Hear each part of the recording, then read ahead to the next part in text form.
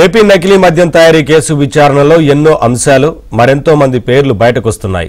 ఈ వ్యవహారంలో ఒక్కొక్కరు చేసిన పనులపై ఎక్సైజ్ సిట్ అధికారులు ఆధారాలు సేకరిస్తున్నారు। కోర్టు ద్వారా కస్టడీలోకి తీసుకోవడంతో నిందితుల సంఖ్య భారీగానే పెరుగుతోంది।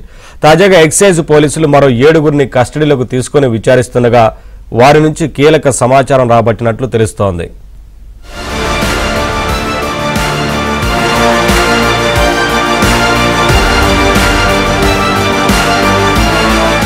నకిలీ మద్యం తయారీ కేసులో ఒక్కొక్కరి వ్యవహారాలు వెలుగులోకి వస్తున్నాయి। ప్రధాన నిందితులు అద్దేపల్లి జనార్దన్ రావు, జగన్మోహన్ రావును వారం పాటు కస్టడీకి తీసుకుని విచారణ చేశారు। వారిద్దరి సమాచారంతో వైసీపీ నేత మాజీ మంత్రి జోగి రమేష్ బ్రదర్స్ కు సంకెళ్లు పడ్డాయి। నకిలీ మద్యం తయారీలో ఎవరెవరి పాత్ర ఎంత అనే దానిపై ఒక్కో నిందితుడిని విచారణ చేయడం ద్వారా కూపీ లాగుతున్నారు।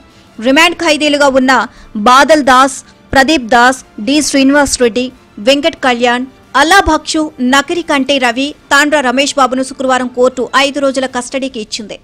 బాదల్ దాస్, ప్రదీప్ దాస్ ఇబ్రహీంపట్నంలో ఏఎన్ఆర్ బార్ లో పనిచేస్తూనే నకిలీ మద్యం సీసాలను బాక్స్ లో పెట్టేవారు। ఫార్ములాను ఉపయోగించిన బాలాజీ చెప్పినట్టుగా వీరంతా తయారు చేసేవారు। ఈ మద్యాన్ని బార్ బిజీగా ఉన్న రోజుల్లో మందుబాబులకు సరఫరా చేసేవారు। గన్నవరం మండలం సూరంపల్లిలో ప్లాస్టిక్ వస్తువుల తయారీ పరిశ్రమ నిర్వహించే డి శ్రీనివాస్ రెడ్డి అద్దేపల్లి సోదరులకు అడిగిన మొత్తంలో ప్లాస్టిక్ సీసాలను సరఫరా చేశాడు। వాటికి అవసరమైన మూతలను వన్ టౌన్ లోని మనోజ్ కుమార్ జైన్ బ్రాండ్లను ముద్రించి సరఫరా చేసేవాడు।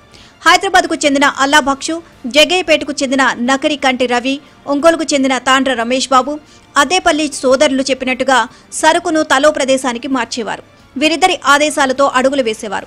ఇప్పుడు ఈ నిందితులను ఎక్సైజ్ సిటీ అధికారులు ఒక్కొక్కరిగా విచారిస్తున్నారు। వీరందరి వాంగ్మూలాన్ని రికార్డ్ చేస్తున్నారు।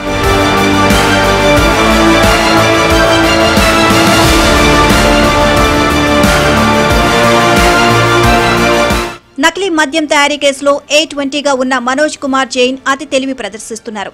ఎక్సైజ్ అధికారులు తప్పిదాన్ని తనకు అనుకూలంగా మార్చుకుంటున్నాడు। దీనిపై న్యాయ పోరాటం చేయడానికి హైకోర్టు మెట్లెక్కాడు।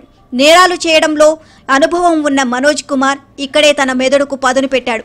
ఎఫ్ఐఆర్ కేసు డైరీలో తన పేరు లేకపోయినా ఎక్సైజ్ పోలీసులు అదుపులోకి తీసుకున్నారని కోర్టును ఆశ్రయించాడు। వ్యాపార రీత్యా తనకు వచ్చిన ఆర్డర్ల ప్రకారమే మూతలు సరఫరా చేశానని చెప్తున్నాడు। ఈ నకిలీ మద్యం స్కామ్లో మనోజ్ కుమార్ నుంచి లిక్కర్ బాటిల్స్ మూతలను కొనుగోలు చేసినట్లు అద్దేపల్లి జనార్దన్ రావు స్పష్టంగా చెప్పాడు। అసలు జనార్దన్ రావు అనే వ్యక్తి ఎవరో తనకు తెలియదని, కలిసి వ్యాపారం చేయలేదని మనోజ్ చెప్తున్నాడు। ఎఫ్ఐఆర్లో పేరు లేకుండా అరెస్ట్ చేయడానికి ఎక్సైజ్ పోలీసులు ప్రయత్నిస్తున్నారని హైకోర్టును ఆశ్రయించాడు।